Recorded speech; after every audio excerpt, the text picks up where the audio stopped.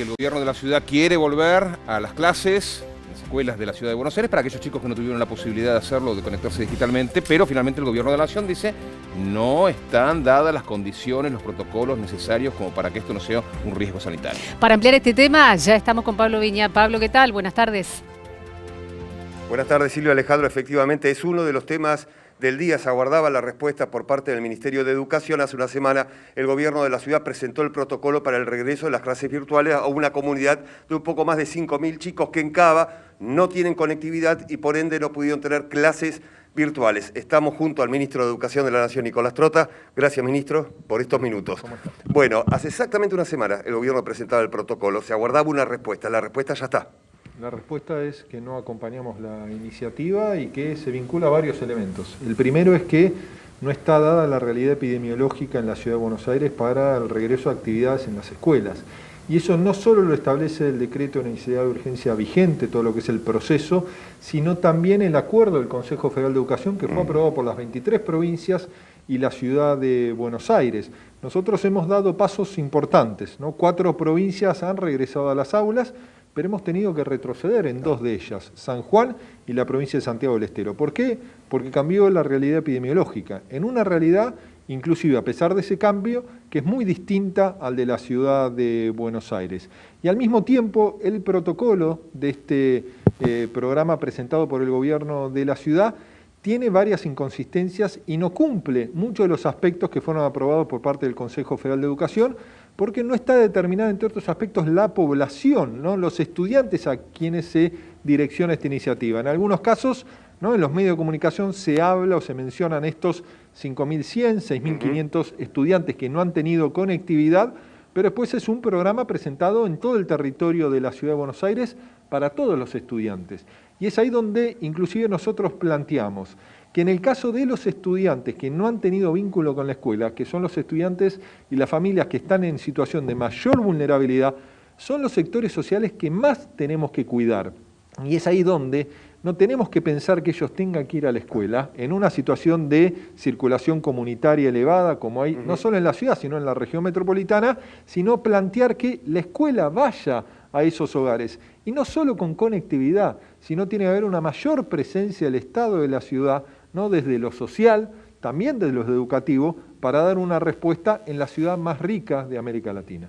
Bueno, hablaba justamente de situaciones muy particulares como la de Catamarca, como la provincia de San Juan. En algunos casos retrotrajeron justamente las clases presenciales. Claro, son 2 situaciones epidemiológicas muy diferentes, ¿no? Una cosa es esa zona del país, otra cosa es Cava, otra cosa es el AMBA. Bueno, yo soy un promotor y vengo trabajando de hace 2 meses para el regreso a las aulas. Sí, claro. Siempre que la realidad epidemiológica lo permita, ¿no? Lo venimos conversando con los gobernadores, pero no dudamos ni un segundo con el gobernador Zamora de Santiago del Estero o con el gobernador Uñac de San Juan en retrotraer estas medidas, porque cambió la realidad epidemiológica. Pero para poner en contexto, ¿no? La provincia de San Juan regresó en 14 de los 19 departamentos solo con 22 casos en 5 meses.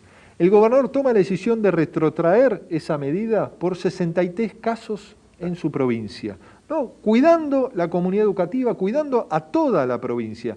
Aquí tenemos esos casos multiplicados por 10 por día. Entonces, ahí tenemos que ser muy cuidadosos.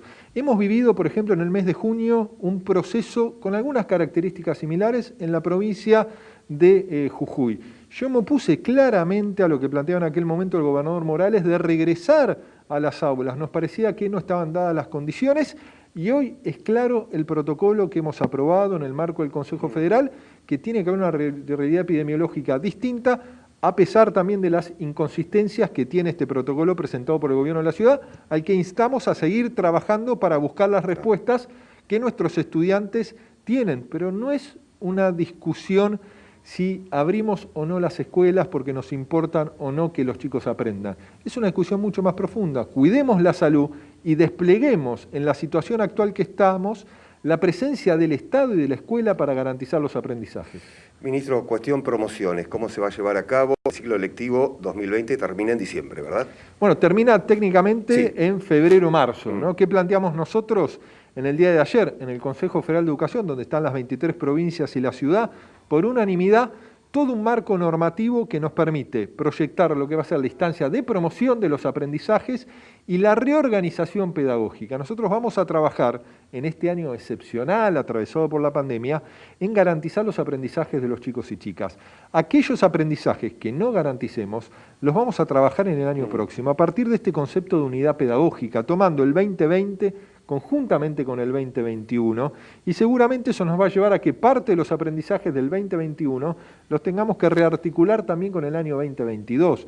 Y en eso empezamos a establecer todos los caminos con cada una de las provincias y la propia ciudad para garantizar esos aprendizajes y también llevarle tranquilidad a las familias, a los estudiantes, a los docentes, pidiéndole que sostengan el esfuerzo.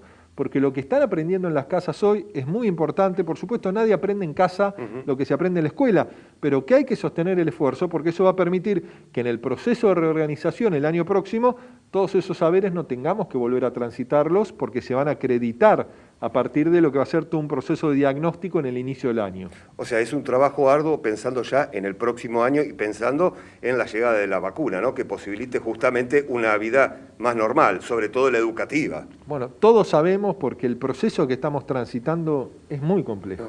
Digo, hemos regresado en 4 provincias, hemos tenido que retroceder en 2 de ellas. No lo tomamos como una derrota, lo tomamos como la definición de nuestro compromiso de cuidar a nuestros hijos y a nuestras hijas, a nuestros maestros y maestras. ¿No? Estamos trabajando para regresar en la provincia de La Pampa, estamos trabajando con la provincia de Misiones, tenemos diálogo cotidiano con los gobernadores, las gobernadoras, sus equipos educativos, para permitir avanzar donde la salud lo permita. Y eso tenemos que ser conscientes. A nadie más le gustaría decir podemos regresar en la Ciudad de Buenos Aires que al ministro de Educación.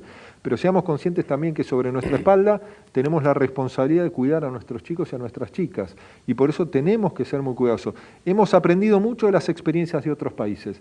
Yo lo conversé la semana pasada con el ministro de Educación de Israel, donde ellos avanzaron y luego tuvieron que retroceder. ¿Qué me dijo el ministro? Hizo un aprendizaje que lo tengo presente todos los días en cada decisión, es nos apuramos demasiado. Entonces tenemos que ser conscientes que hay que cuidar la salud, que cada decisión puede tener impacto en nuestros chicos, que puede tener impacto en nuestros docentes y en toda la comunidad. Por eso hay que ser muy responsable en cada una de las medidas que adoptemos. Gracias, ministro, por estos minutos. Muchas gracias a usted. El ministro de Educación de la Nación, Nicolás Trota, en esta segunda edición de Noticias. Volvemos a